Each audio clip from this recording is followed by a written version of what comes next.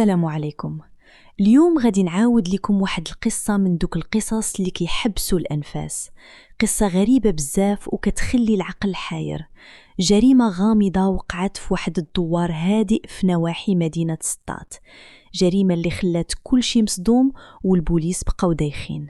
شكون يقدر يدير هاد الحالة في ولد الناس اللي داخل سوق راسو؟ وشكون هاد المجرم اللي خطط ونفذ بدم بارد؟ بقاو معايا حتى الاخر باش تكتشفوا الصدمة الكبيرة. في نهار 24 في شهر 7 عام 2013 شي ناس كانوا غادين للسوق في واحد الدوار نواحي سطات. طريقهم كانت دايزة حدا واحد المعصرة ديال الزيتون، وفجأة غادي يلقاو جثة ديال شاب مليوحة تما. السيد مضروب شحال من ضربة حايبة لظهرو وكرشو ومضروب لراسو. منين قربوا ليه عرفوه، هذا سعيد ولد الدوار اللي معروف بالدرويش وما عندوش مع المشاكل.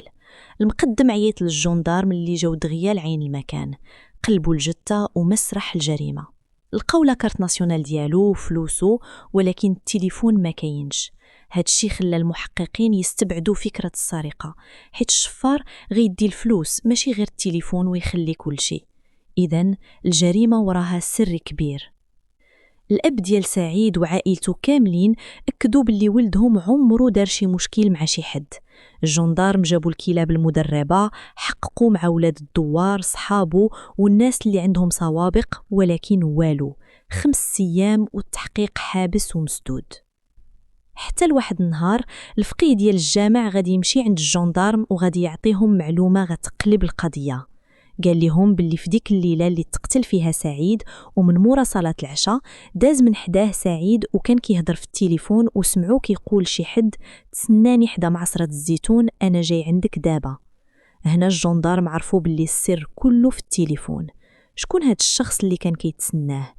دارت خبرة على تليفونات العائلة كاملة.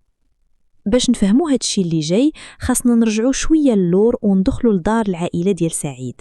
دار كبيرة مجموعين فيها الجدة والعمام وولادهم.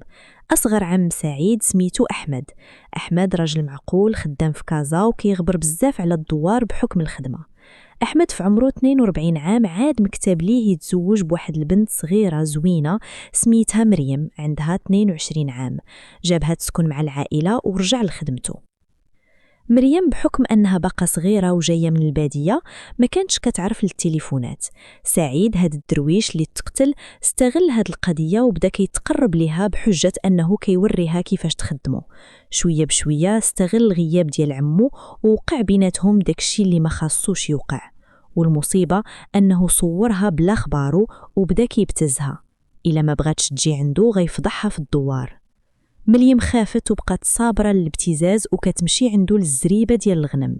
ولكن القصة ما حبساتش هنا. واحد النهار شخص آخر من العائلة غادي يحصلهم متلبسين في الزريبة. هاد الشخص بدا كيغوت وهددهم باللي غيفضحهم لعمهم أحمد. سعيد رغب فيه باش يسكت، ولكن هاد الشخص ما سكتش حيت بغا يستر العائلة. سكت حيت حتى هو طمع في مريم وبدا حتى هو كيبتزها. ولات مريم ضحية ديال الجوج ديال الأشخاص، سعيد وهاد الشخص الغامض، وكل واحد فيهم بغاها لراسو. مع الوقت ولات مريم كتهرب من سعيد وكتقرب من هاد الشخص الثاني. هادشي شعل العافية والغيرة بيناتهم. ناض صداع كبير وسعيد هدد باللي غيفضح كل شي ويفرقع الرمانة. نرجعوا ليلة الجريمة. هاد الشخص الغامض عيط لسعيد في التليفون وقال ليه نتلاقاو حدا المعسرة باش نصفيو هاد الحساب ونتفاهموا. سعيد خرج داز حدا الجامع وقال الجملة اللي سمعها الفقيه ومشى في حاله. سعيد وصل لمعصرة الزيتون، ولكن هاد الشخص الغامض ما جاش باش يتفاهم، جا باش يقتل. غفل سعيد وعطاه طعنات غادرة لظهرو وكرشو حتى مات، وموراها هز التليفون ديال سعيد اللي فيه الفيديوهات والتصاور باش يطمس الدليل وهرب في حاله. أكيد دابا بغيتو تعرفوا شكون هاد المجرم القاتل اللي خطط لهاد الشي كامل. الخبرة التقنية اللي داروها الجندارم على تليفونات العائلة بينات باللي آخر اتصال تلقاه سعيد كان من عند ولد عمو سمير. سمير هو داك الشخص الغامض اللي حصل سعيد مع مرت عمو، وهو اللي طمع فيها وقتل ولد عمو باش يخوي ليه الطريق وتبقى ليه بوحدو. الجندارم جابوا سمير وواجهوه بالدليل واعترف بكل شيء، وجابوا حتى مريم اللي عاودت لهم كيفاش كانوا سعيد وسمير كيستغلوها ويبتزوها. المحكمة حكمت على سمير بالمؤبد بتهمة القتل العمد والفساد، وحكمت على مريم بعامين ديال الحبس بتهمة الخيانة الزوجية. هذه كانت النهاية المأساوية ديال دار الشياطين.